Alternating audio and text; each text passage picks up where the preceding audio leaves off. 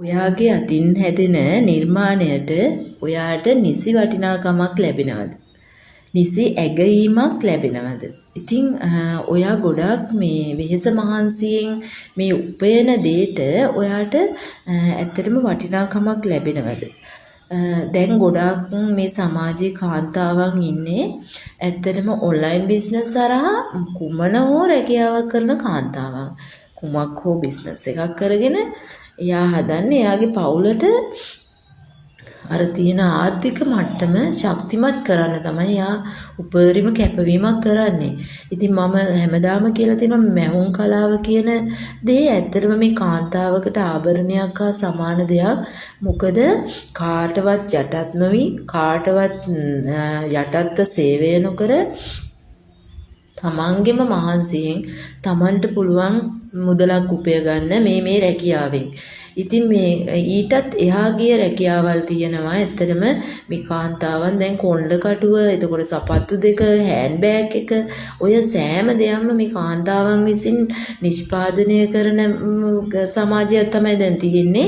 මොකද online business හරහා දැන් කොණ්ඩ කටුවේ ඉඳන්ම මේ කාන්තාවන් තමයි මේ නිෂ්පාදනය කරන්නේ.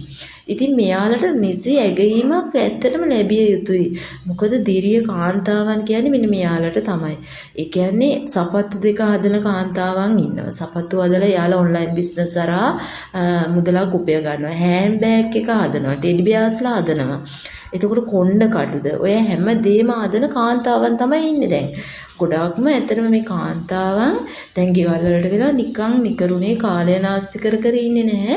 එයාලා ඇත්තටම එයාලගේ රැකියාවක් සඳහා එයාලා කරන්නේ ඔන්ලයින් බිස්නස් හරහා ගෙදර සිටම එයාලා බලන්නේ අර ගෙදර ආර්ථික මට්ටම හොඳ කරගන්න එයාලා ඒ ගෙදරට සහයෝගයක් තමයි දෙන්නේ. ඉතින් මෙයාලට නිසි වටිනාකමක් ලැබෙනවද?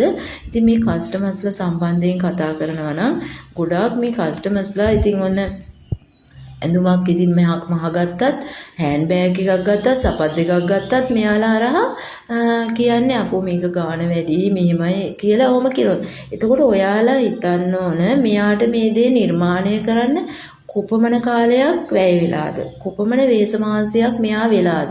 මෙයාගේ මොලේ කොච්චර මෙයා වෙහෙසවලද මේ නිර්මාණය කරලා තියෙන්නේ. ඉතින් අන්න ඒක ගොඩාක් අය හිතන්නේ නැහැ. ඉතින් මේ කාන්තාවන් ගොඩ දෙනෙක් දැන් මේ ඔන්ලයින් බිස්නස් හරහා මේ කරන දේ ඇත්තටම ලොකු ඇගීමකට ලක් විය යුතුයි.